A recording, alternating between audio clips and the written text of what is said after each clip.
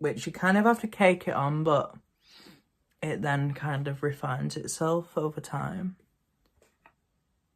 As you can see, I nearly forgot this part of the process because I went straight to do the blush. And then you start adding it on, which I like to do kind of a contour and slowly build on it to build the face shape. And I kind of go around this area, and then I put a bit on the nose, and then I also use it to kind of refine the face shape here, which I think is a cool idea, because it's like you're changing your entire face just using makeup. But a lot of people see makeup as makeup. I see it as like a tool to create art with. So like how a painter would paint a canvas, which I'm usually a painter anyway, so I kind of just treat my face like it's a flat canvas.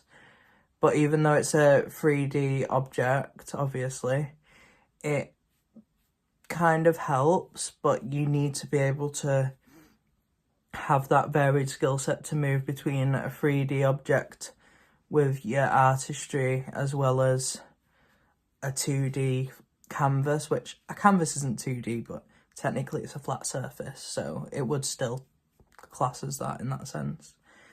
So with this, you're not working with a flat surface, but I think if you're an experienced painter or you have any kind of artistic skills with makeup, the skills can be transferable if you know how. So if you paint, then think about your face as a painting, but just that it's a surface that you need to work with, so don't work against your surface. And then if you're like a makeup artist, just think about painting as a flat version of what you'd be doing with your face. So the shading is like the contour, which helps define areas on the face, and then you have your areas where you'd put the highlights of the painting. So you'd have like lighter tones, other tones to mix in to kind of build that facial structure up that you would do on your flat surface. So it's kind of a transferable skill, isn't it, really? So if you can paint, you can probably do makeup, because if you just act like it's a painting, then you can make your art come to life.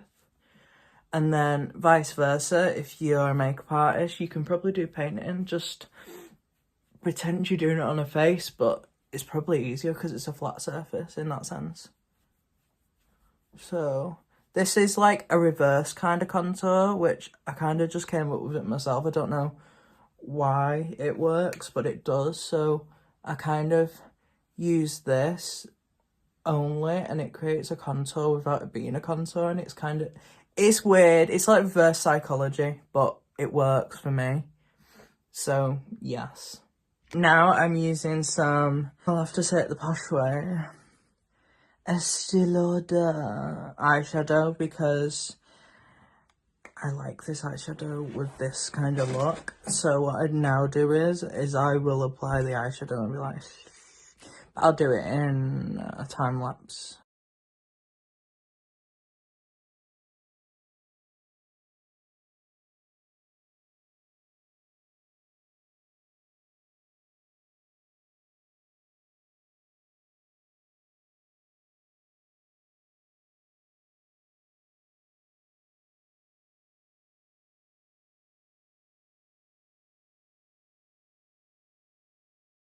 So as you can see, I've put a lot of like eyeliner, different shades on my eyes, and then it gets the right eye shape. And then what I do is I put a bit of mascara on, because then I use false lashes.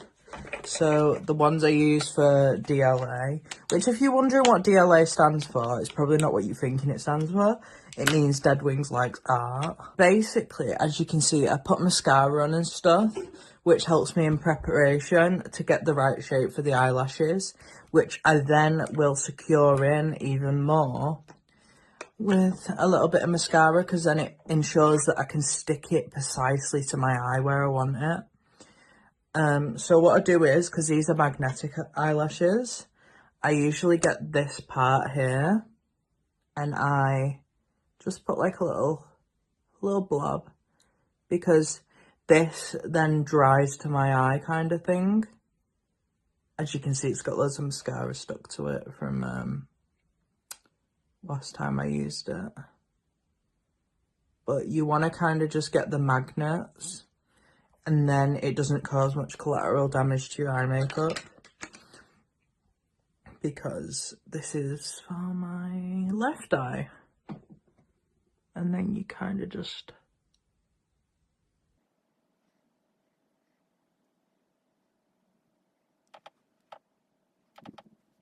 You see what I'm saying?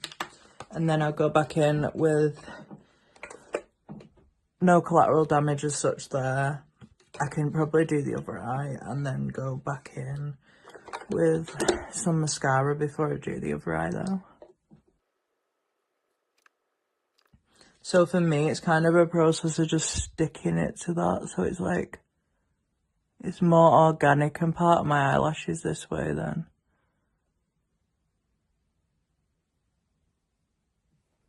As you can see, this eyelash is having a little bit of trouble. So what I then do is I will push that one up into that. Kind of bring this down.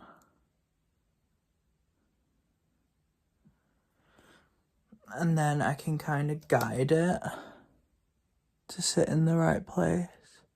Which I don't recommend doing exactly what I do because I don't know if it's like possibly damaging to your eyelashes. But for what I do, I've never had that issue, but I wouldn't say like go ahead and do it just in case because I'm not going to be responsible for that. Because who knows, one day you might just pull your eyelashes off with your false eyelashes and it might not be the best experience of your life.